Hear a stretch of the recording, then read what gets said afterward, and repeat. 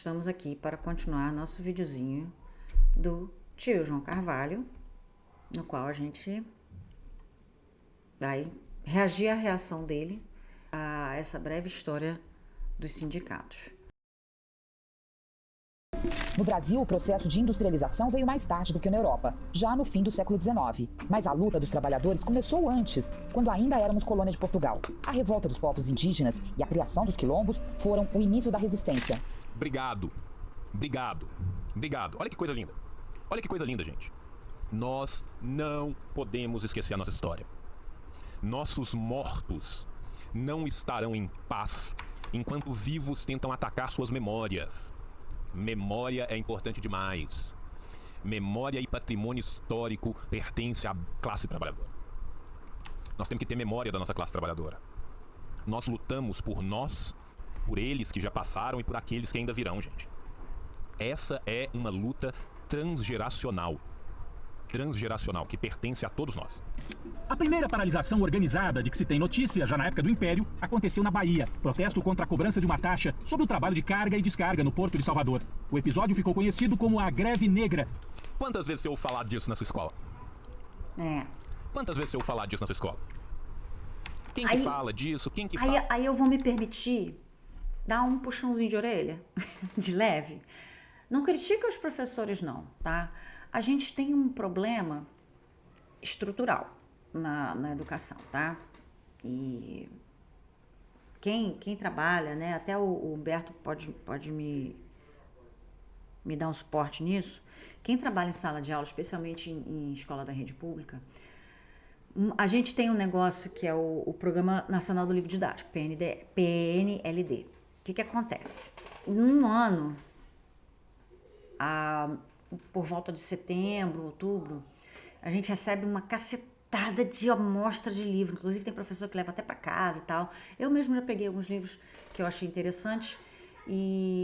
Só que assim, os professores têm que escolher os livros que vão estar, né, sendo colocados à disposição dos alunos para que eles estudem, tá? Eu tenho um problema, né, na minha área. Os livros geralmente vêm com um CD. Agora eu nem sei como é que tá isso, né? Porque assim, eu já tô afastada já tem um tempo, mas os livros didáticos de inglês e de espanhol também, de certa forma, eles vinham com um CD. Para que isso? Para que os alunos façam a parte do listening, porque o ideal é que você aprenda um idioma e aprenda as 4 habilidades daquele idioma, não só ler e escrever, mas ouvir e falar.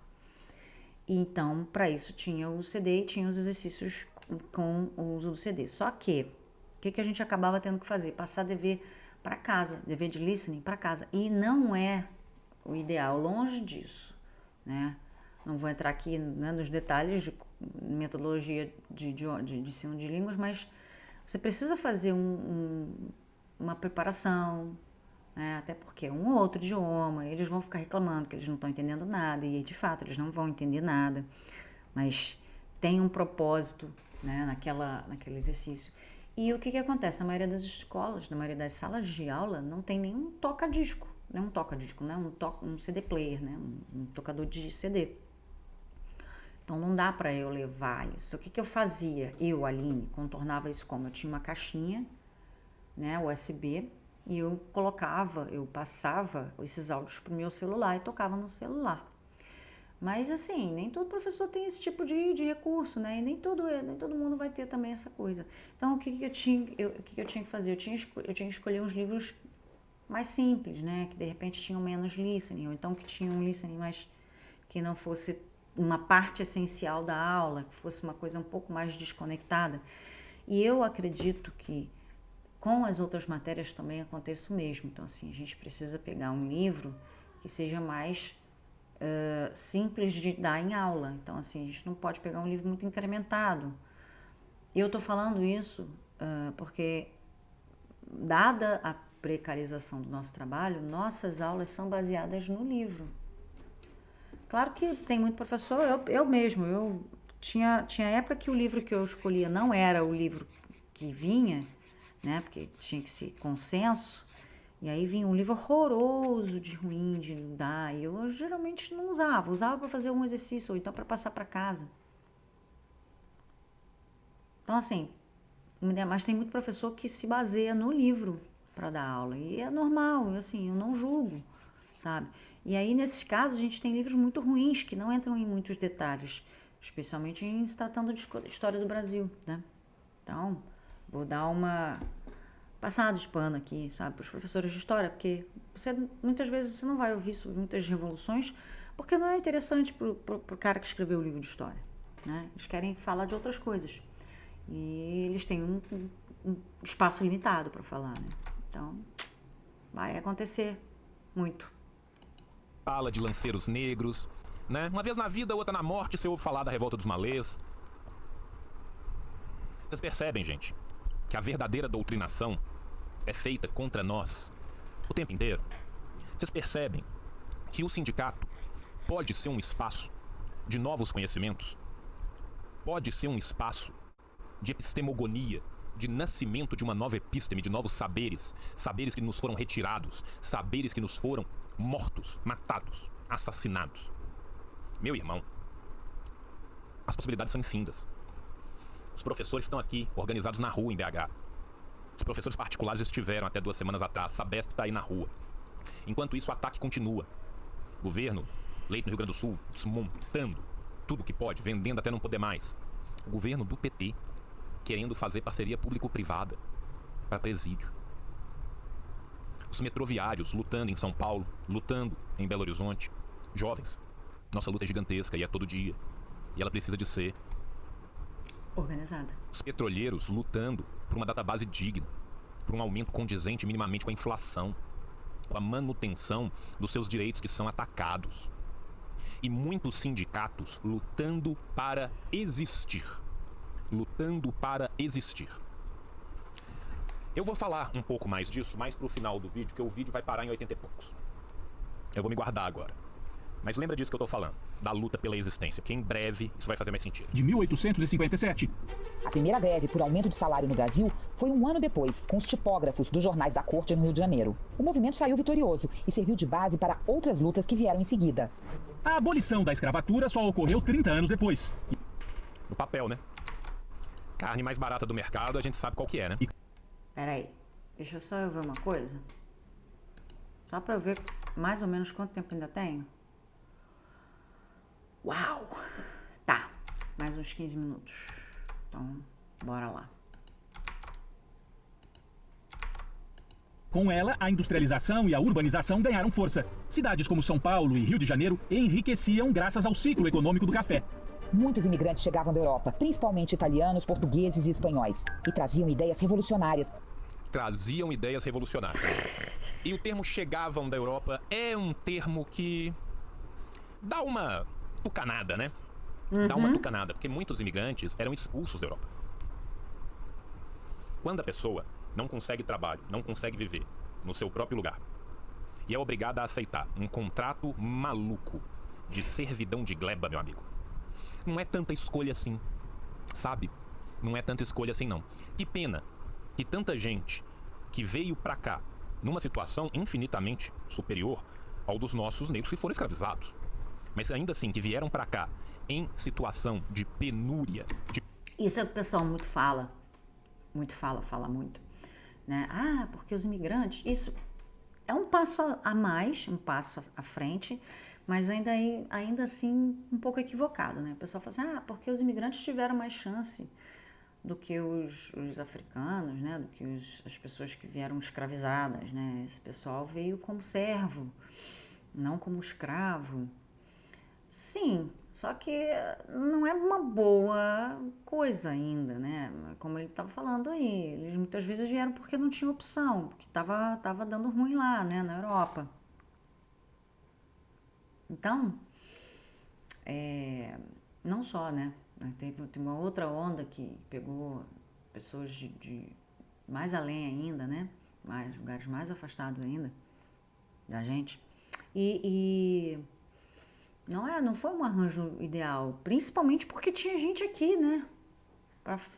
que poderia ser, por que não, né? Por que não pegaram essa galera? Na verdade, né, isso é uma pergunta que a gente tem que voltar lá na época da abolição da escravidão. Por que na época da abolição não se pegou todo esse potencial humano, que eram os ex-escravizados, né, os escravizados que foram libertos, e dava, né, fazia mais ou menos o que, por mais que tenha sido horrível também, né, pelo menos nos Estados Unidos, a galera recebeu um pedacinho de chão, né, a galera recebeu algum benefício e tal. Aqui se indenizou os donos dos escravos. Você acredita nisso? Aqui sempre foi assim, né? É sempre favorecendo o pessoal lá de cima, que ainda não precisava. Ah, mas a gente ficou sem ter quem fizesse o trabalho. Pois é, né? Se vocês não tivessem mãozinhas, né? Se vocês não tivessem cabecinha para pensar, para fazer as coisas, né? Vocês têm, cara. Bota a mão na massa. Pega aí um pedacinho só. Não, mas aí eu não posso. Eu sou Sinhá. Sinhá não pode ter calo na mão. Sinhá não pode ficar com o rostinho queimado de sol, né? Não pode. A Sinhá tem que ser sempre bonitinha, branquinha, com a mãozinha limpinha. Entendeu? Esse aqui é o problema. Aí teve que... E aí, por que não botou o pessoal lá para trabalhar? Porque eles não queriam dar nada. Porque eles, sabe? Ou, na melhor das hipóteses, eles não pensaram, sabe? Pô, esse pessoal vai fazer o quê? Dane-se, tô nem aí. Volta pra África, nadando, sabe? Eles não pararam para pensar. Isso eu tô sendo boazinha, né? Porque, na verdade, eu acho que eles pararam sempre pra pensar assim, quer saber? Quero que esse povo se raie pra lá. Já que eles não podem trabalhar, já que eles não podem nos enriquecer, tô nem aí pro destino deles, tô nem aí pro que vai acontecer para eles. De pobreza, porque eram a escória daquela sociedade, se esqueçam disso hoje. Comam da lixeira da ideologia. Arrotem caviar comendo feijão. Que pena, amor, que pena. Porque a história da esmagadora maioria desses homens e mulheres diaspóricos que vinham para cá era a história de pobreza e exploração. Muitos deles, inclusive, expulsos, convidados gentilmente a retirar ou morrer. Como o anarquismo, o socialismo e o comunismo. No início do século XX, trabalhadores das tecelagens pararam no Rio de Janeiro. 3 anos depois foi a vez dos operários de Porto Alegre. Nascia a COB, Confederação Operária Brasileira. 11 anos mais tarde, houve a primeira paralisação geral no Brasil, que começou por São Paulo. Aqui, os movimentos sociais já eram bastante importantes. O anarquismo, o anarcossindicalismo, as ideias socialistas ainda muito insurgentes, mas já presentes em alguns, tá? Essa foi uma mobilização importantíssima. Gente, não vai falar disso, mas vai falar dessas categorias, principalmente ali na década de 20, né, nessa viragem da década de 10 para a década de 20. Mas leiam Parque Industrial da Pagu, gente. Leiam Parque Industrial da Pagu. Tá? É um romance proletário maravilhoso, maravilhoso, pra gente abrir uma janelinha histórica e vislumbrar, mesmo que pela pena de uma mulher que vinha de uma clivagem um pouco mais alta, nem tanto, tá? Mas que estava inserida nos movimentos artísticos dessa clivagem um pouco mais alta. Leiam Parque Industrial. Daniel Madruga, qual que era o contexto da época mesmo, né? 1917, né? O que teve em 1917 mesmo, né? Tinha uma treta rolando aí pelo mundo, tinha uma revolução rolando aí pelo mundo, tinha contexto. Na greve de 1917, mais de 50 mil trabalhadores cruzaram os braços por 4 dias. Na pauta, aumento salarial de 20%. Muito bem lembrado, camarada. Muito bem lembrado. Vou ler aqui do Haderac, muito bem lembrado. Aqui no Ceará, o Dragão do Mar, jangadeiro, né, organizou uma greve do setor para proibir a escravidão. Os jangadeiros eram responsáveis por transferir os escravos do navio para a terra firme no Ceará. Se eles atracassem direto, batiam nas pedras do Mucuripe. Procurem saber mais sobre esse gigante do povo brasileiro. Dragão do Mar é um gigante do povo brasileiro. Muito bem lembrado. Obrigado, camarada, por essa lembrança. Obrigado. 20%, jornada de 8 horas e proibição de trabalhadores com menos de 14 anos. Aqui eu quero lembrar para vocês, jovens, que toda vez que teve redução de jornada, que teve aumento de trabalho, que teve proibição ou cerceação de trabalho infantil ou das mulheres em ambiente perigoso ou qualquer que seja, toda a burguesia se juntava para falar: vai falir, vai acabar, o capitalismo vai acabar. Vocês pegarem os jornais britânicos do século XIX, você vai ver, as crianças só podem trabalhar agora 17 horas por dia, vai acabar. Ah, o trabalhador, o homem só pode trabalhar 14 horas por dia, só 6 dias por semana. Vai acabar. Não acabou. Não acabou e não acaba, tá? Os bisavôs dos ideias radical do mundo estão espalhados por aí, tá? Não vai acabar. Não acabou. O que tem que acabar é o modelo de exploração. O que tem que acabar é o capitalismo. Nós temos que acabar com ele. Mas as reivindicações incluíam também o combate à carestia e ao elevado preço dos aluguéis. Lembrando que nós estamos num momento em que começa a expandir os núcleos citadinos, os núcleos urbanos brasileiros, né? E com essa expansão, que já vem do século XIX, no final dele, começam a pulular os cortiços. Já leu, jovem, O Cortiço? O Cortiço? Leia. Leia. Leia. Muito bem, Quer muito ver bem lembrado. qual que é a vida do pobre e do trabalhador? Lê O Cortiço. Lê Parque Industrial. Lê Cacau. Lê o Amanuense Belmiro. Nossa literatura tá aí pra isso, gente. Use-a, abuse-a. A vitória Gente, literatura é a melhor, assim, é a forma mais divertida, digamos assim. Se você acha as aulas do seu professor de história chatas, pega essas recomendações aí, vai ler os livros das pessoas da época. Vai ver como é que funciona. Vai ler Jacatatu também, Jacatatu, do Monteiro Lobato. Apesar do Monteiro Lobato ter, né, essa pecha de, nem gosto de falar, porque Monteiro Lobato, cara, ele é para fazer uma leitura crítica, tá? Não tô dizendo que ele tava certinho em tudo que ele falava, não. Inclusive, ele era bastante preconceituoso, sim. Mas não dá para você fazer essa análise de forma anacrônica, né? Você sabe que a época que ele vivia realmente era um pensamento vigente. Então, assim, para fazer, ler essa leitura que eu tô falando para você fazer, para você fazer uma leitura crítica. Até mesmo do Cortiço, porque, por exemplo, o seu João Romão lá, né, o dono lá do Cortiço, ele era um portuguesinho bem safado, sabe? Mas é aquilo. O que, né, qual era todo o background dele? Qual era todo o que se passava ali, né? Ele se colocava na posição de uma pessoa que fez a sua vida, né? Se deu bem, explorando, vendendo comida, enfim, de má qualidade, vivendo bebida batizada, aquela coisa toda. Então, ele deu certo, né, entre aspas. Então, eles se colocam numa posição acima daquela galera para quem ele está alugando os cômodos lá, né? E, ao mesmo tempo, ele almeja mais, só que ele bate num platô ali, ele bate num ponto que é o ponto onde a galera, por mais que, e isso é legal, isso é bem atual, né? Por mais que você fale hoje em dia assim, mas tem muito, né, papo de coach, né? Porque se você se esforçar, porque se você acordar 4 horas da manhã, tomar banho frio, blá, blá, blá, blá, blá, café com Deus Pai, sei lá o que mais, você consegue. Não, você não consegue. Você consegue chegar a um certo ponto. Você consegue chegar a um ponto de virar um pobre premium. Ou um riquinho, remediado, né? Eu gosto de falar remediado, porque assim, é uma pessoa que tem mais do que o suficiente para viver e consegue fazer uma reserva boa, consegue ter uma boa reserva, mas que se perder a única coisa que ela tem, na verdade, é a sua capacidade de trabalho, a sua capacidade de produzir, né? De ter um salário, de ter um pagamento, de receber pelo seu trabalho. Na verdade, a única coisa que ele tem é a sua força de trabalho. Então, se ela perder por algum motivo essa capacidade de trabalho, essa força de trabalho, seja por desemprego, seja por não conseguir mais clientes, se for um profissional liberal, seja por, sei lá, doença, alguma coisa assim, ela para de receber dinheiro. Isso é diferente de um capitalista, de ser um capitalista, que tá paradinho lá e continua recebendo. E o João Romão, eu não lembro se é João Romão ou Zé Romão, sempre confundo.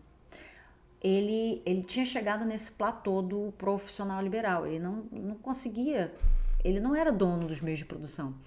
E para ele conseguir chegar no topo da cadeia alimentar, no topo da pirâmide, ele estava visando os aristocratas que moravam numa casa próxima, né?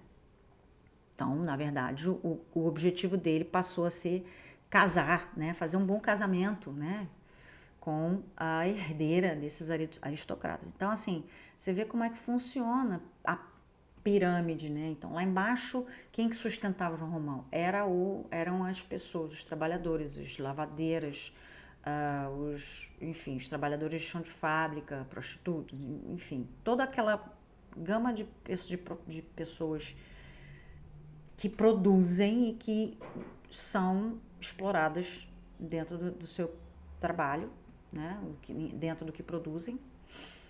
E o João Romão era o exemplo do rentista bem safado mesmo, porque assim, fez uma porção de cômodozinhos e cobrava bem, cobrava direitinho, né? E aí ele no meio, como um remediado, tentando ascender, né, ao ponto mais alto ali, que é a aristocracia. Só que ele só pode fazer isso se ele só poderia fazer isso de duas formas, ou se ele tivesse nascido, né, um aristocrata, ou fazendo um bom casamento, que é como a maioria das pessoas faz, né? Porque herdar ele não vai herdar, né? Naquele momento ele não era, né? Acho que a primeira opção já não era muito válida, né? Ele não tinha como nascer de novo dentro de uma família aristocrata, então ele só poderia mesmo casar com uma aristocrata. Enfim,